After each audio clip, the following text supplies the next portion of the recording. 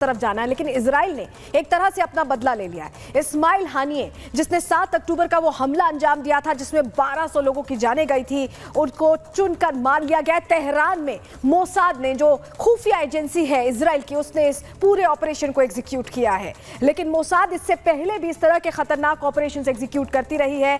लेकिन सबसे बड़ी बात यही है कि 1 साल से पहले ही, यानी बरसी से पहले ही 7 अक्टूबर का बदला इजराइल ने ले लिया है। कैसे ये बदला लिया, कैसे ऑपरेशन को अंजाम दिया गया, इस रिपोर्ट में आपको डिटेल में दिखाते हैं।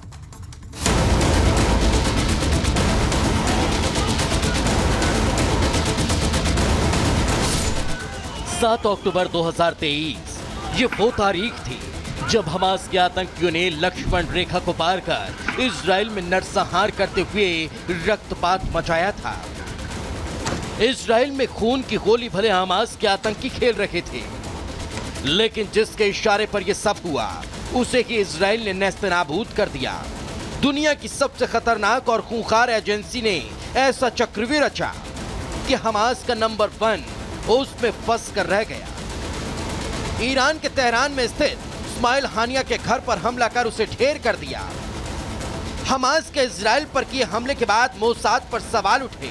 पूछा गया कि आखिर कैसे दुनिया की सबसे मजबूत एजेंसी इस खतरे को भांप नहीं पाई। सवाल वजूद पर उठा तो मोसाद ने 2 कदम पीछे खींचते हुए हमास को नेस्तनाबूद करने की कसम खाई और फिर प्लान बना हमास के खात्मे का। इजराइल की 3 खुफिया एजेंसी हैं, अमन, शिनबे और मोसाद, जिसमें मोसाद की 2 काउंटर टेररिज्म यूनिट है, मोसादा और किडोन, जिन्होंने ऑपरेशन को गुप्त कर काम किया। मोसाद ने पहले इस्माइल हानिया के लोकेशन का पता किया। लोकेशन मिलते ही हमले की प्लानिंग की। सारी तैयारी होने पर सही वक्त में गाइडेड मिसाइल से अटैक कर दिया। मिसाइल ने सीधे हानिया को भेदा, मोसाद ने एजेंट की मदद से मारा। इजराइल के लिए हानिया का खात्मा सबसे बड़ी कामयाबी है। हालांकि इजराइल की ओर से अब तक इसकी कोई पुष्टि नहीं की गई, लेकिन पहले भी मोसाद पर ईरान में कई तरह की हाई प्रोफाइल हत्या की घटनाओं को अंजाम देने के आरोप लग चुके हैं। मोसाद क्या है और कैसे काम करता है वो भी जान लीजिए। 13 दिसंबर 1949 में गठन हुआ। इजराइल के तेल अवीव में हेडक्वार्टर। टेक्निकल इंटेलिजेंस का ज्यादा जोर, तकनीक की मदद से खुफिया जानकारी जुटाने में सक्षम, दुनिया की दूसरी सबसे बड़ी खुफिया एजेंसी। 7000 से ज्यादा लोग करते हैं काम। सीरिया, ईरान देशों में भी तगड़ा नेटवर्क। इजराइल का दुश्मनों पर कार्रवाई करने का पुराना रिकॉर्ड रहा है और उसके इन मिशन को अंजाम देने में सबसे आगे रखी उसकी खुफिया एजेंसी मोसाद। 52 साल पहले जर्मनी के म्यूनिख में हत्याकांड, 11 इजरायली खिलाड़ियों को बंधक बनाया, फिलिस्तीनी कैदी को छोड़ने की मांग, इजराइल ने कैदी छोड़ने से इनकार किया, आतंकियों ने एथलीटों की हत्या की। मोसाद ने सबका चुन चुन कर सफाया किया। 248 यात्रियों समेत विमान हाईजैक, फिलिस्तीनी कैदियों को छोड़ने की मांग, इजराइल ने घुटने टेकने से किया मना। इजरायली कमांडो ने सभी बंधकों को छुड़ाया। ऑपरेशन के हीरो थे पीएम नेतन्याहू के भाई। मोसाद का शुरू का इतिहास रहा है कि वो अपने हर ऑपरेशन को बहुत ही खुफिया तरह से अंजाम देता है। अब हानिया की हत्या में मोसाद का हाथ है या नहीं, इसका भी जल्द खुलासा होगा। Bureau report, Republic Bharat.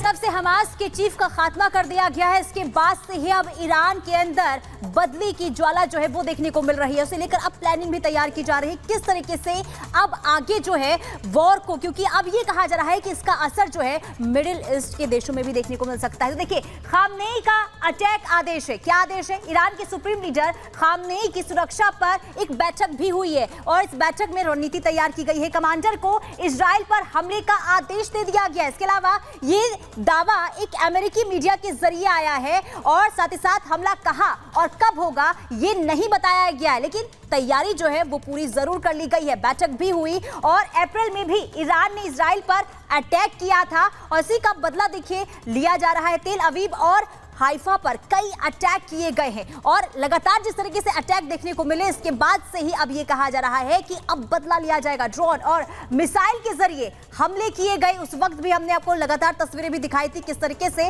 अब एक के बाद हमले हो रहे हैं। खबर है कि सहयोगी देशों के जरिए भी हमला हो सकता है, क्योंकि जिस तरीके से हमास के चीफ की हत्या हुई और इसके बाद से ही अब लगातार जो है बदले की ज्वाला वो देखने को मिल रही है। इसी को लेकर बैठक भी हुई है जिसमें तैयारी की गई है। आगे क्या कुछ होने वाला है ये देखना होगा।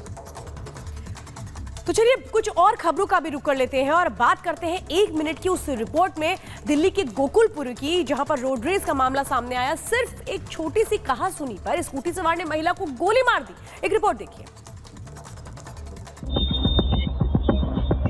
दिल्ली में रोड रेस की दिल दहला देने वाली वारदात सामने आई है।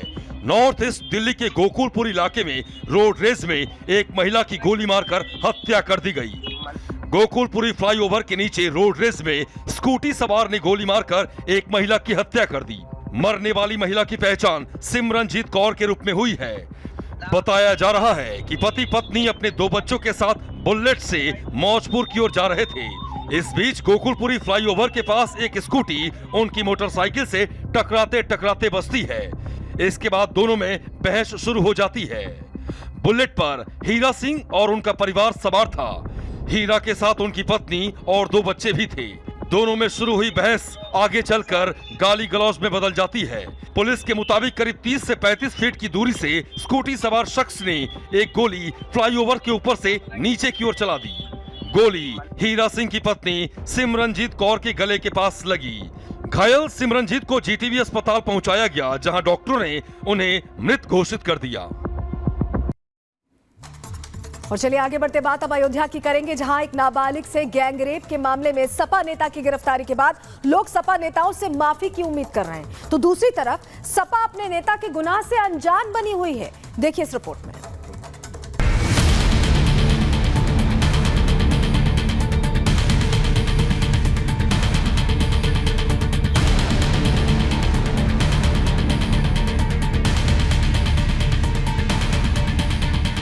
अयोध्या की जिस पवित्र भूमि की मर्यादा कायम रखने के लिए मर्यादा पुरुषोत्तम भगवान राम ने सब कुछ ताक पर रख दिया।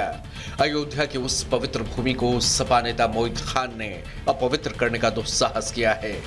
धर्म नगरी अयोध्या को पवित्र करने वाला समाजवादी नेता मोहित खान फिलहाल जेल में है।